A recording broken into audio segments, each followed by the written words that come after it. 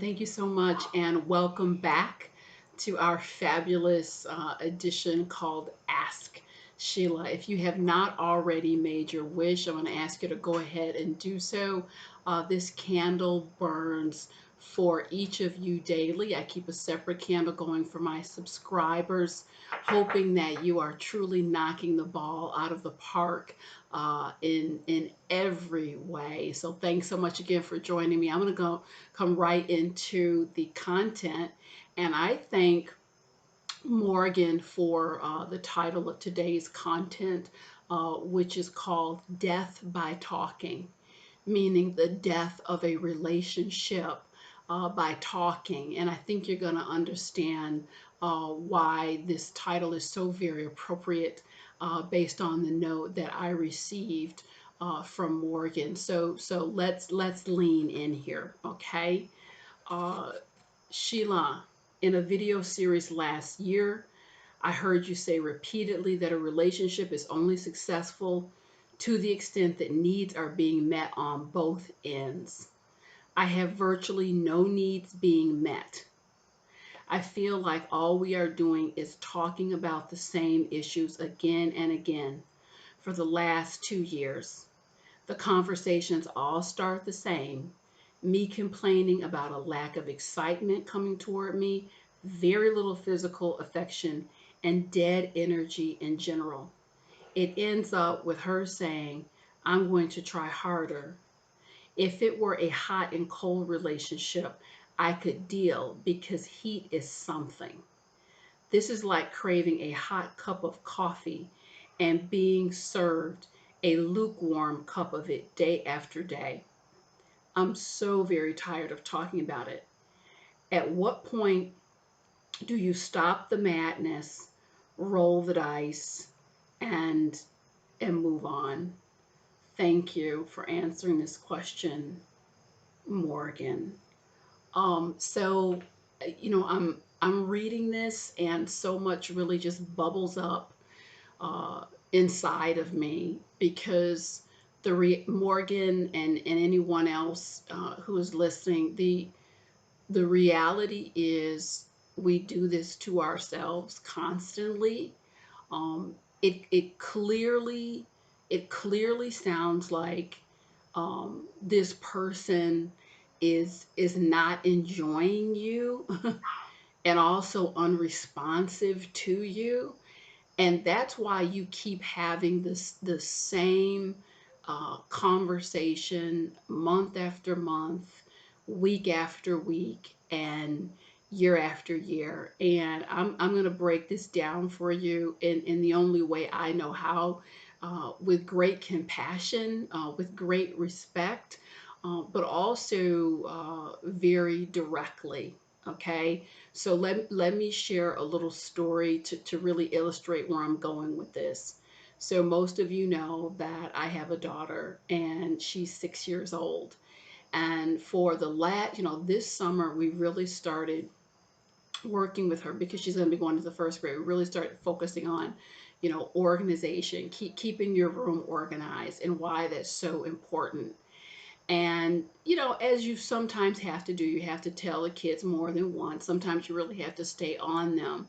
Now, something really amazing happened this last week. I walked into her room. I had just kicked up my heels to have a cup of tea, and she was playing. And I walked into her room a little while later. She had cleaned her bed, her floor, everything was neat. I saw her putting everything on her dresser, nice and orderly. And I said, oh my God, mommy is so proud. This is amazing. And she just looked at me and she said, it just feels better. I want to keep everything neat. It just feels so much better. You guys, I will reiterate the fact she is 6 years old, and she caught on to it.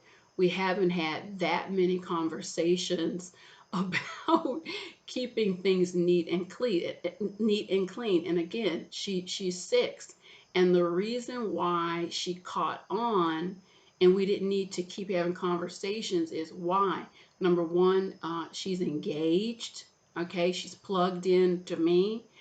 She's responsive, And in her own 6-year-old way, she's interested in elevation, interested in doing better. Okay, that's the formula. Again, engaged, responsive, interested in some manner of elevation. Works if you're 6, works if you're 36, works if you're 46, 86, whatever the case may be. So Morgan, what I'm asking you to do, you're on the right track. It is time to stop having the same conversation over and over again. And I'm going to give you a replacement conversation to have. And it should go something like this. Look, we have talked about the same issues for the last 2 years. As shocking as it may seem, I really want to ask you a new and fresh question. And I'm looking for an answer. And that question is, why? Why do we keep having the same conversation over and over again? Again, I'm not asking you specifics of what we've been talking about. I'm asking you why. If you say you're in this, you're walking next to me, we're committed, we're moving forward together, then why is it necessary to keep talking about it day in and day out and there's no movement? And I guarantee you that question is going to give you some level of traction. Many conversations that we repeatedly insist on having need only happen once. Why is that question so powerful?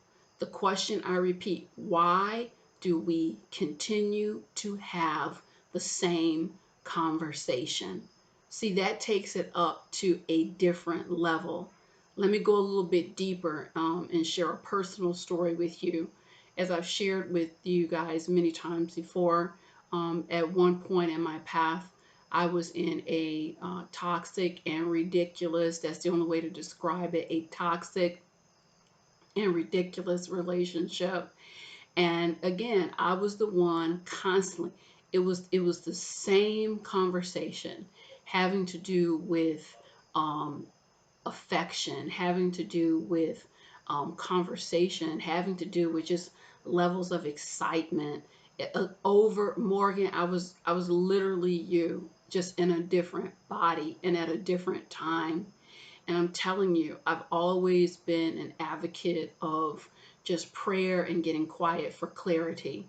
And it just came through my spirit. God gave it to me.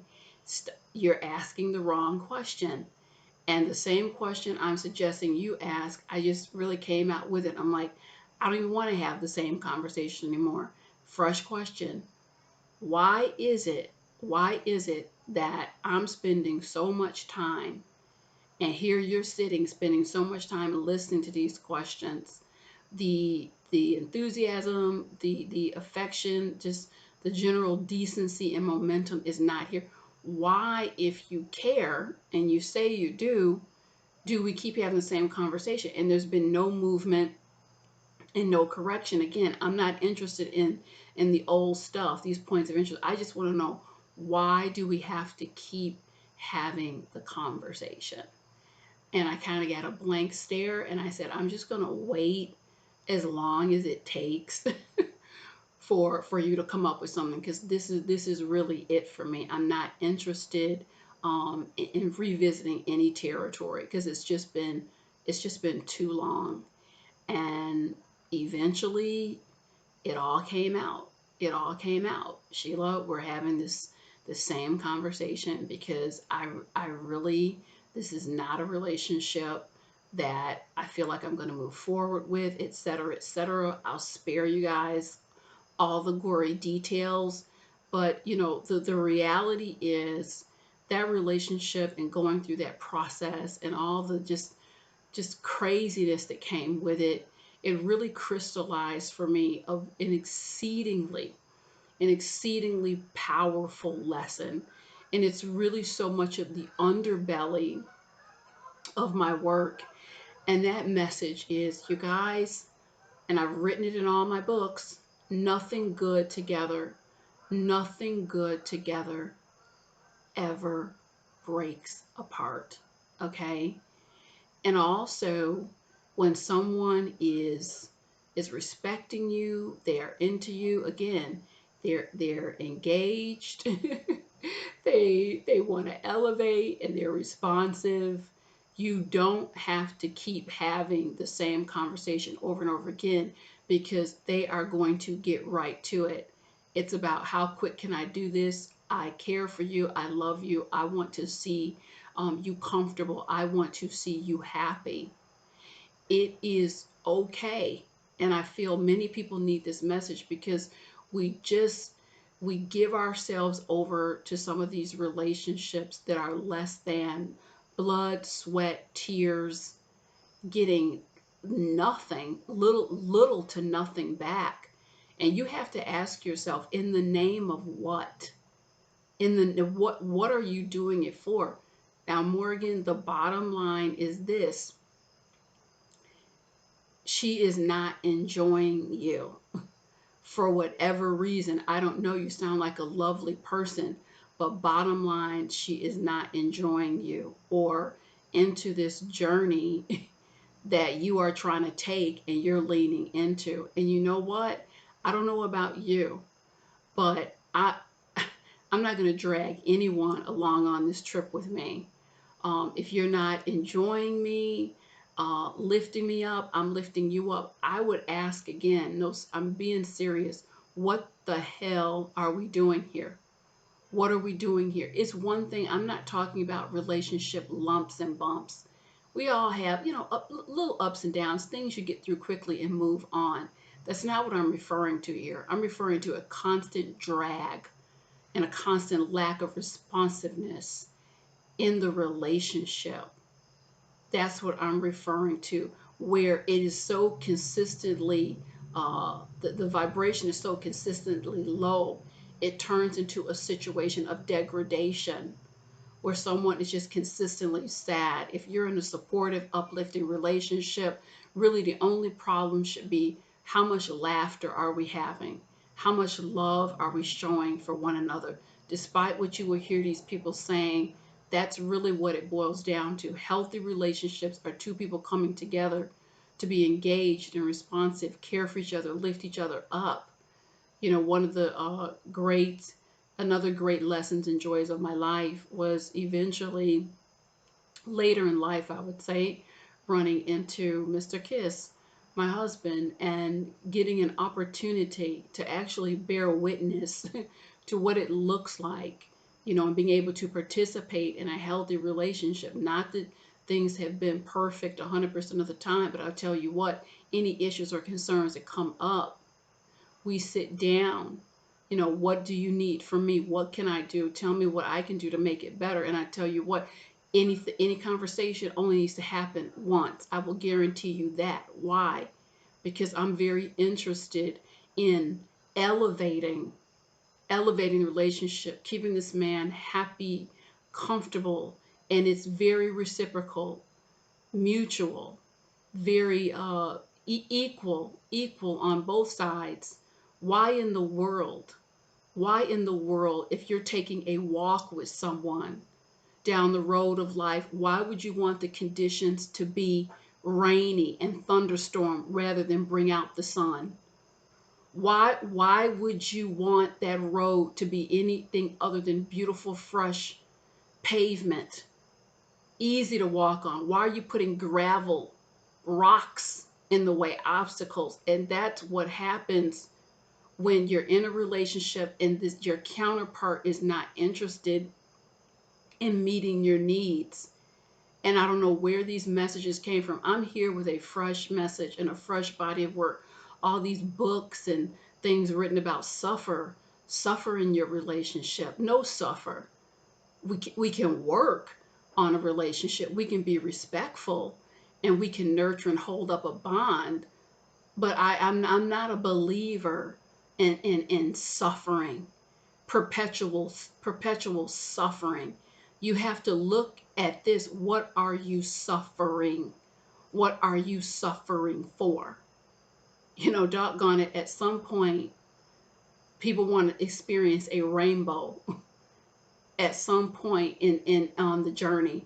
If it's all rain, I got to get my umbrella out. I can't put on my sunglasses. I can't lay down a picnic basket and enjoy myself. Then what road am I on? Would it not make more sense to take a detour, take a turn on a different street for a shot at some sunshine? So, Morgan, all of this to say, uh, all of this to say, you really need to take an assessment of what you're doing here, because I haven't seen it happen yet. People say I'm going to work on this.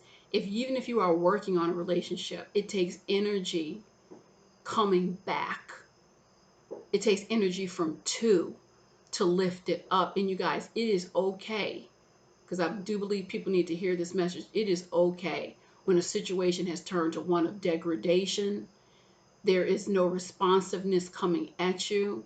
It is okay to take a seat on the side of the road and do an assessment and ask yourself, what is this really about?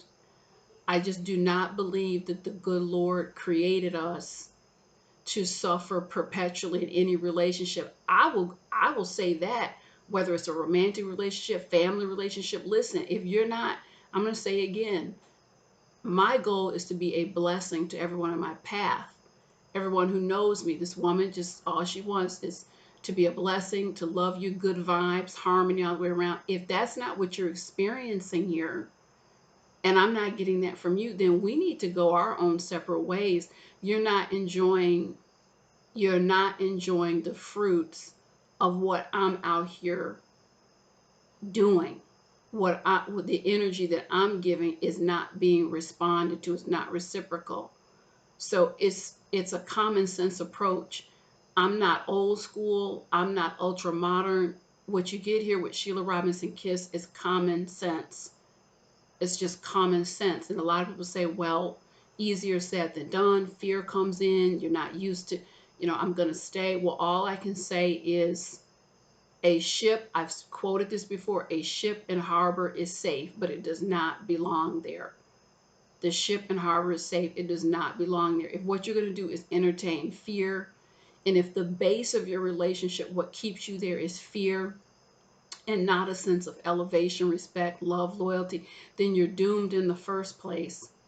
I'm going to reference my videos, The Barenaked Truth, Being Wanted, The Barenaked Truth, and The Power and Beauty of Loving Some Folks from a Distance. You guys, we're forgetting our choices here. We have choices. We do not have to perpetually choose degradation. This is the refreshing and liberating part of my message. We have options, and you can choose differently. You don't have to sit for the rest of your life and having the same conversation. Okay, Sheila, what if I'm by myself? Well, what if you find some peace? What if you find some peace? What if you're not perpetually in the pit of your stomach, feeling like someone just punched you? Because here I am in this relationship, which is nothing more than the relationship graveyard, you guys. Stop dancing around in the relationship graveyard. Okay, it's dead. It's dead energy. It's nothing you can feel, touch, enjoy. Get out of the graveyard, because if we cannot be kind and walk with each other and get each other through our problems and love each other, I say again, then what do we have? Okay, many of you will be doing better with a pet. I'm sorry to put it out like this, will be doing better with a pet. And I do have the authority to say it, because I'm not one of these people that, oh, I've never seen a day alone. I didn't have one. If you watch the video, so it wasn't 1 year, wasn't 4, wasn't 10, it was 14 years. Okay, I took the walk. I took the walk. And the reason it was that long, it doesn't have to be that long for people, but I really decided in about year number 7, you know what? Father, Heavenly Father, let your will be done. I am not going to put myself in another substandard, trying to pull teeth from anyone just to get a basic, what should be coming naturally in a fun way, basic. So let's do it. Let your will be done, however long the walk would be. And it was a tremendous lessons in all those years. And I would tell you something, feeling good about yourself and not just taking scraps. It's the joy of life. There's beauty. There is such power and elevation in getting yourself to that position where you know, I came here as a worthy child of God. I'm not going to be trampled. And we liberate our lives. We liberate our lives, and you'd be surprised the energy that you attract, the divine help, the angels, the good people come your way. When you're in degradation, you can't see it. When you're on the gravel road with someone with an umbrella, you can't even see the scenic view over the horizon. So yes, once again, I'm I'm I'm I'm sharing with you in a passionate way to get the point across. So Morgan, I sincerely hope that this message has been helpful. I really feel my opinion, my advice is to just sit on the side of the road. I wouldn't have the conversation again because for some reason it's not resonating. The engagement is not there, the responsiveness and the desire to elevate is not there. You could do better if you so desire. If you so desire, by yourself. It's that you're in a degraded situation, and I'm sorry. I have to be the voice here. I have to be the voice of reason, and I'm the voice for you that I wish I would have had when I was in a situation of degradation. I'm the voice I wish I would have had. So I'm trying to pay it forward. Pay it forward because Lord knows the hand of God came and swooped me out of that mess. So, you guys, I'm here. If you're enjoying my content, please subscribe. Tell your friends about the channel. We're growing. We got some awesome stuff coming up. Don't forget about December 7th, the next retreat. I'm going to be releasing that information shortly. And thanks so much, guys. I'll catch up with you soon. Bye-bye.